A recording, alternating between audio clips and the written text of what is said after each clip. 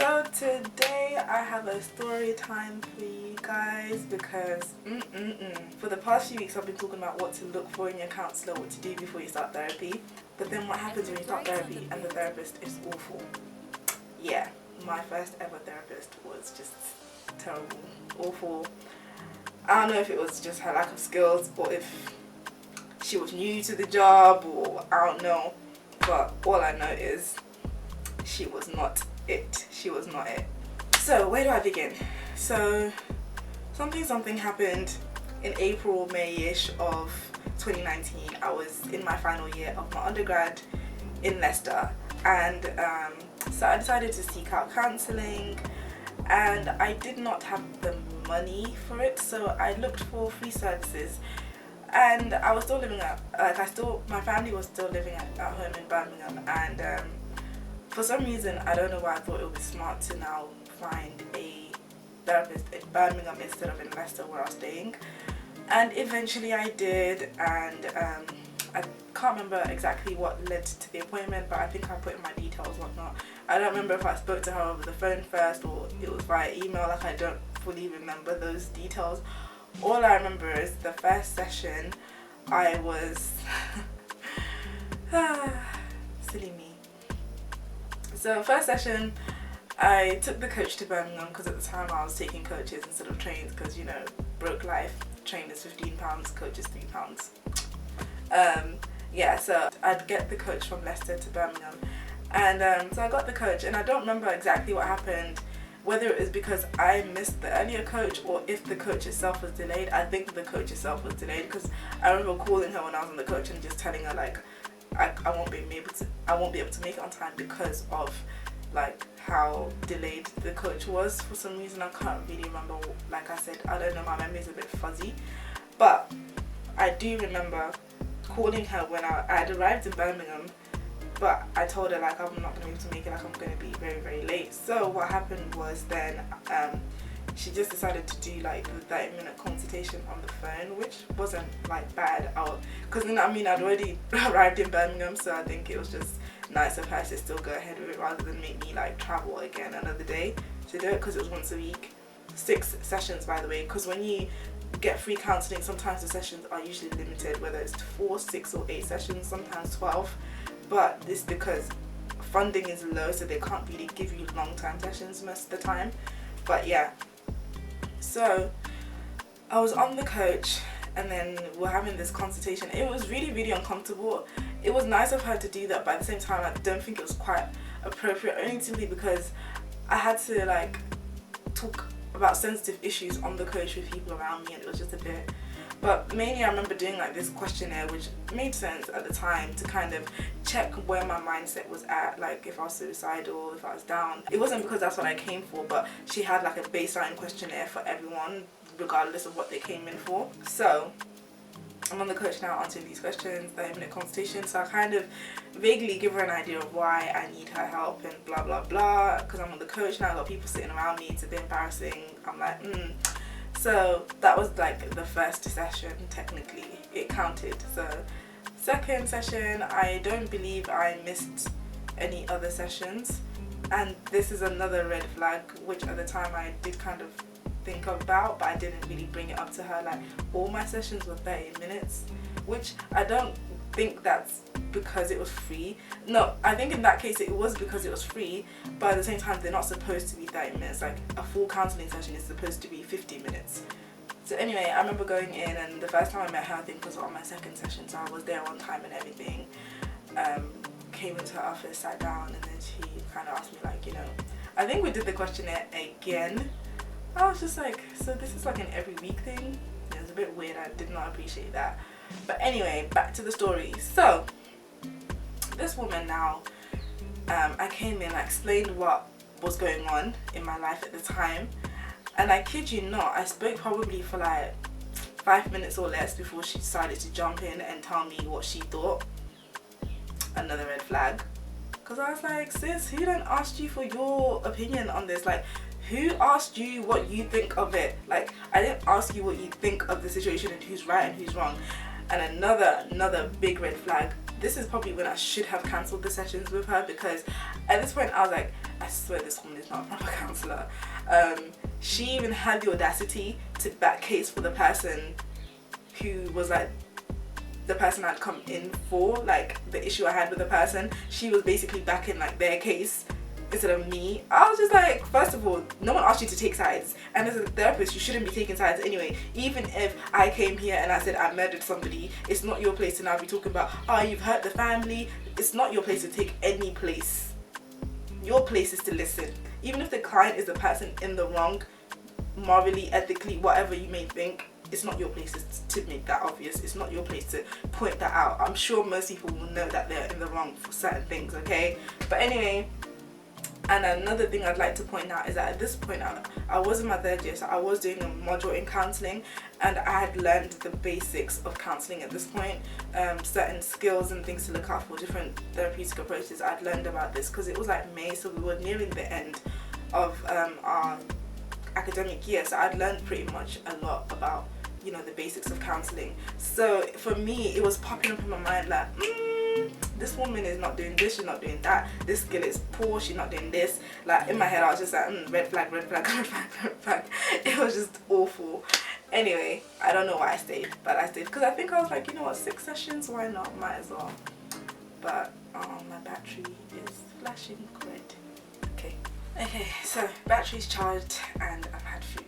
So looking back, I'm just like, she didn't even, there was no counselling skills like displayed. There was no empathy, there was no unconditional positive regard, there was no, what's the other one? Yeah, there was just no counselling skills I could see. I didn't feel anything that felt supportive from her at all, and I cannot believe I stayed.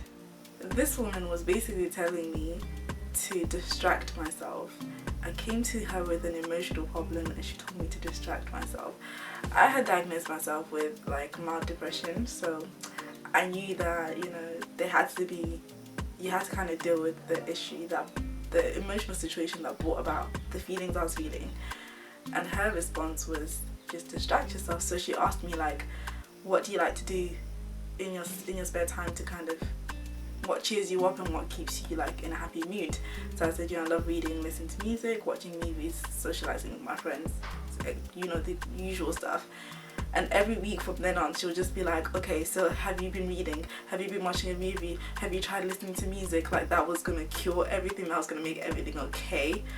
This woman was just so many levels of useless. Like I could not. She literally just said, you're going through a lot in life, just do the things you love and you'll be okay. Distract yourself from your emotional trauma and you'll be okay. Like, useless. She couldn't basically handle what I had to bring to her. Like it was not for her. She didn't handle it the way it was supposed to be handled at all. And I think if it wasn't for the fact that I was studying a counselling module at the time, I think if I was just like none the wiser and I was just like a general member of the public with no like knowledge of counselling or therapy or anything like that, I genuinely think I probably would have been left traumatized from that, and I would have gone away thinking therapy doesn't work and it's not for me and I'm never going to do it again, because I would have just been like, is this what therapists are like? I thought therapists were meant to be like really caring and kind and soft spoken and gentle, but this was not that experience at all. So that's one thing that I took away from it, is that one, she was doing CBT and I genuinely don't think she was fully trained and qualified, because even if I did come in for something that required CBT, the way that she just responded with like quick ABCD, do this, do this, do that. First of all, you're telling me what to do, you're giving me advice, she didn't give me time to even get out. I kid you not, one of the worst things is that she didn't even let me explain myself fully. She had like a little bit and she was like, yeah, I got this. No, you did not got this. You did not got this. You didn't help me at all. If she's watching, I don't think she is. Even if she is watching, I don't think she'll remember who I was. And then I think it was like the 3rd and 4th session, I think I went back and similar thing happened. There wasn't really any progress. I didn't even get to explore a lot of the stuff that I wanted to talk about. I didn't get to share a lot of the stuff I wanted to talk about because she literally just kept talking and telling me what I need to do. By the time I think it came to like the 5th and 6th session, we agreed to now just do it over the phone, and in my head I was like, hell yeah, because you're useless, and why should I travel like an hour to see you when all you're going to do is tell me what I need to do instead of listening to me. So the last 2 sessions were over the phone, same thing. I remember doing the questionnaire every single week. How are you feeling about this? Do you like your life? Are you enjoying your life? Do you feel like killing yourself? Da da da da da. I was just like, girl, bye. You don't care about me. You just want to see if I'm feeling better. And I kid you not, I think I did start to feel better, but I was alone in this thing. She was not guiding me nowhere. And then when the final session came to an end, she obviously did the questionnaire again to see if she had done anything useful with herself. The numbers were a little bit higher, but it was not because of her. And then eventually, she even said, would you like me to do a follow-up 6 months from now? So the 6 months was going to be September, I calculated at the time.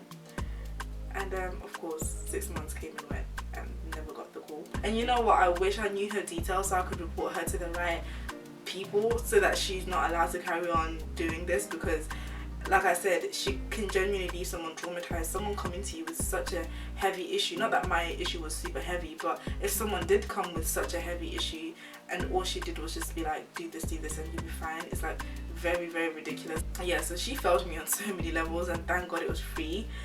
But at the same time, it makes me think that sometimes it's just worth it to pay for therapy. But that does not mean that the therapy is going to work well, because like I said in the other videos that I posted, that you might not get on well with the therapist, not because of either of you, but because personality clashes happen sometimes, and that counts in therapy as well. So yeah, she was just very unprofessional, I dare say uneducated in good counselling, basic counselling skills, and she should not be working as a counsellor. And I don't know, maybe I could find her details and report her somewhere, because yeah, no therapist should be allowed to work if that's what they think therapy is. It's potentially very harmful, and yeah, it's not good at all. But I couldn't really, I think I did try to look for her and her like traces of where I found her, but I couldn't find it. So yeah, who knows. So yeah, that is my story time of the therapist I had was not qualified to help me at all. She definitely wasn't. And I know some of you probably might have met really horrible therapists, or therapists that just weren't qualified enough to work with you. And I'm so sorry if you have, because it's so many like fake therapists out there, people who've done like the bare minimum training and think that they're qualified. No, you know you're not. So I do apologize on behalf of those people who think that it's acceptable to go out with like their little tiny diploma and like start training when they need to do more than that.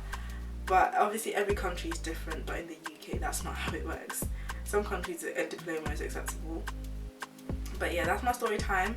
I hope you enjoyed it, and if you guys want me to do more story times, I will try and think. Obviously story times are going to be like therapy, counselling related. I'm not just going to do like random story times of my personal life, unless you want me to, but very unlikely. I want to keep this channel strictly counselling, therapy, education, mental health. So yeah, thank you so much for joining me in this video. And like I said last time, if you are back again for the 4th time and you still haven't subscribed, I would like to know why. Anyways, I'm just gonna sit here and wait for you to like the video, leave a little comment, and then press the subscribe button.